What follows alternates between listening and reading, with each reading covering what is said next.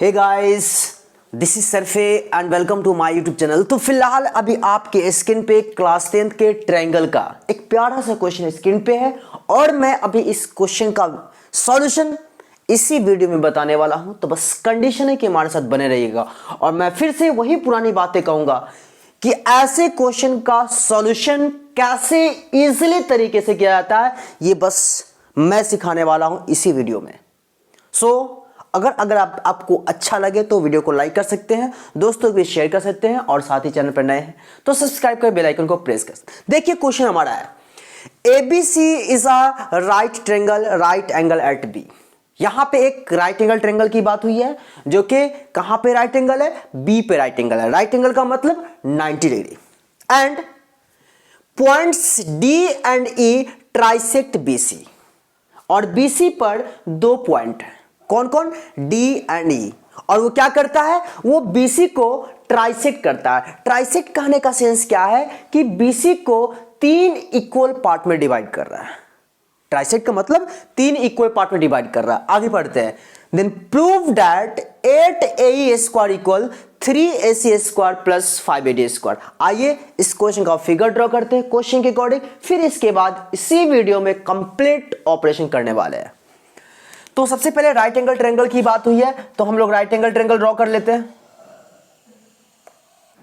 ये मान लो कि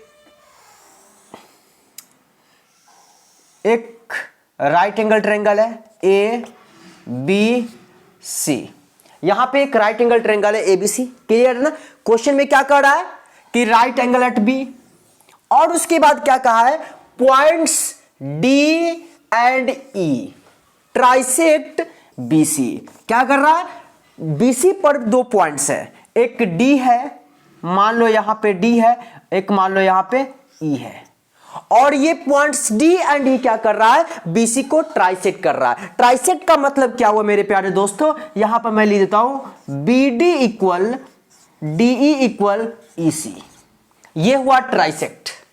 मतलब कहने का सेंस क्या है कि BD का जो वैल्यू होगा वो DE के इक्वल होगा और DE का जो वैल्यू होगा वो EC के इक्वल होगा। यही बात ना। चलिए प्रूव क्या करना है, गौर मार सकते हो। 8AE square equal 3AC square. AE बोल रहा है तो A को E से तो मिलाना पड़ेगा। आइए मिलाते हैं। ये 8AE स्क्वायर के लिए AE स्क्वायर है, फिर AC स्क्वायर तो AC स्क्वायर है और AD स्क्वायर तो AD को ही मिला दो। ये AD स्क्वायर। क्लियर बात है ना। क्वेश्चन के अकॉर्डिंग आपके सामने फिगर है। चलिए हमें जो प्रूफ करना है वो 8AE square equal 3AC square plus 5AD square. तो मेरे प्यारे दोस्तों एक बात आप मुझे बताओ जरा, यहां पे ट्राइसेक्ट हो रहा है ना, तो आप मान लो कि ट्राइसेक्ट जो कर रहा है इसका मतलब है कि जो BD का वैल्यू होगा वही DE का वैल्यू होगा और वही EC का वैल्यू होगा। तो मान लेते हैं क्या, let BD equal DE equal EC equal क्या, X। हमने क्या किया कि BD का वैल्यू, DE का वैल्यू और EC का वैल्यू तीनों को x मान लिया। मतलब यह कि ये x हो गया, BD DE भी x हो गया और EC भी x हो गया। क्लियर ना। अब देखिए इसका सॉल्यूशन मैं क्या करने वाला हूं, बोर्ड में पूछा हुआ क्वेश्चन है ये।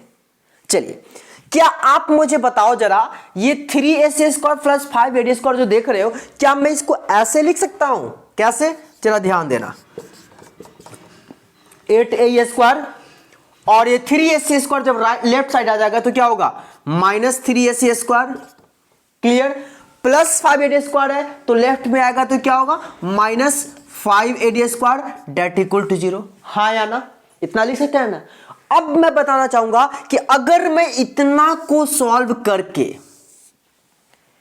8AE square minus 3AC square minus 5AD square इतना को सॉल्व कर अगर मैं यहां पे 0 ले आता हूं तो क्या ये क्वेश्चन हमारा सॉल्यूशन कंप्लीट होगा, तो बेशक होगा। आइए देखते हैं क्या करने वाले हैं। अब 8AE स्क्वायर है, याद करिए मैं बचपन से कहते आ रहा हूं कि स्क्वायर का क्या मतलब, स्क्वायर का मतलब राइट एंगल ट्रायंगल। हमेशा याद रखिएगा, ट्रायंगल का केस हो और उसमें स्क्वायर वाली बात हो रही हो तो आपका जहन, आपका दिमाग कहां जाना चाहिए, राइट एंगल ट्रायंगल की तरफ जाना चाहिए। अगर राइट एंगल ट्रायंगल में आपने देख लिया कि स्क्वाड है तो आप समझो ये क्वेश्चन का सॉल्यूशन समझ में आ गया। यही कॉन्सेप्ट है और यही ट्रिक है, यही फंडा है। तो आप देखो ए स्क्वाड है तो 8 इंटू ए स्क्वाड है ना, तो आप गौर फरमाओ उस फिगर में कि ए स्क्वायर जो देख पा रहे हो वो किस राइट एंगल ट्रायंगल में। तो आप कहोगे सर इन ट्रायंगल एईबी या एबीई। एबीई देख तो जरा, दिख रहा है ना एबीई। तो आप मुझे बताओ ए स्क्वायर को क्या लिख देंगे, ए स्क्वायर को लिख सकते हैं क्या, A B square plus B square, A B square plus B square, हाँ या ना, बिल्कुल। माइनस तो माइनस 3 इंटू अब यहां पे क्या है ए सी स्क्वायर। आप फिर देखो ए सी स्क्वायर कहां है, तो आप कहोगे sir in right angle triangle ABC. AC square हमारा किस राइट एंगल ट्रायंगल में, आप खुद बताओ ना, इन ट्रायंगल एबीसी। तो इस एबीसी में आप एसी स्क्वायर को क्या लिखोगे, A B square plus B C square, हाँ या ना, बिल्कुल। A B square plus B C square, clear बात है।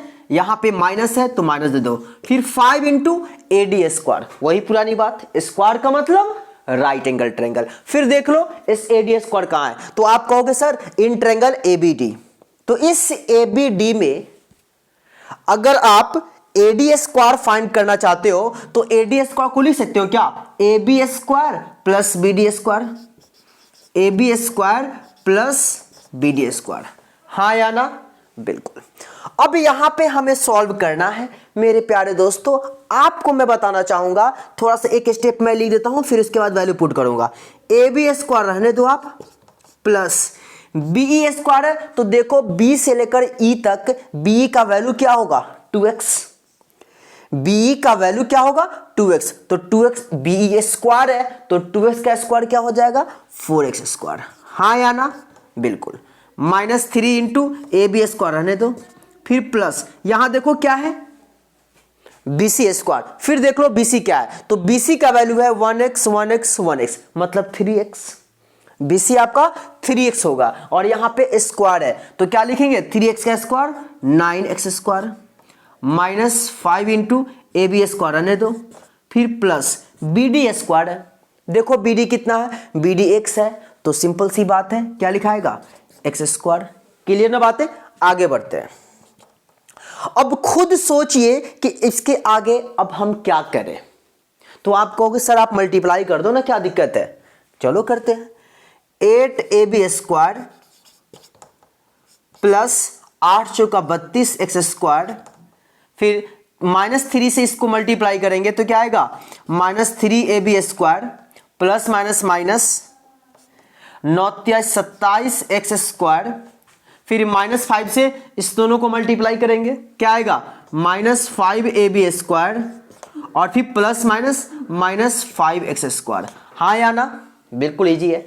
अब जरा मुझे आप बताओगे जरा क्या 8 ए बी स्क्वायर लिख दो, 8 ए बी स्क्वायर दिख रहा है, चलिए 8 ए बी स्क्वायर और बताओ माइनस 3 ए बी स्क्वायर और माइनस 5 ए बी स्क्वायर, क्या करोगे मतलब ए बी वाले को एक साइड कर रहा है तो minus 3 A B square minus 5 A B square, तो आ जाएगा यहां पे क्या माइनस 8 ए बी स्क्वायर, हाँ या ना, बिल्कुल। अब प्लस 32 एक्स स्क्वायर है तो आप यहां पर लिख दो, क्लियर है। अब खुद देखो minus 27 x square minus 5 x square क्या होगा माइनस 32 एक्स स्क्वायर, क्लियर बात है। अब खुद जरा बताइए plus 8 A B square minus 8 A B square finish, plus 32 x square minus 230 x square finish, तो आपका यहां पर क्या आया ये 0 आया।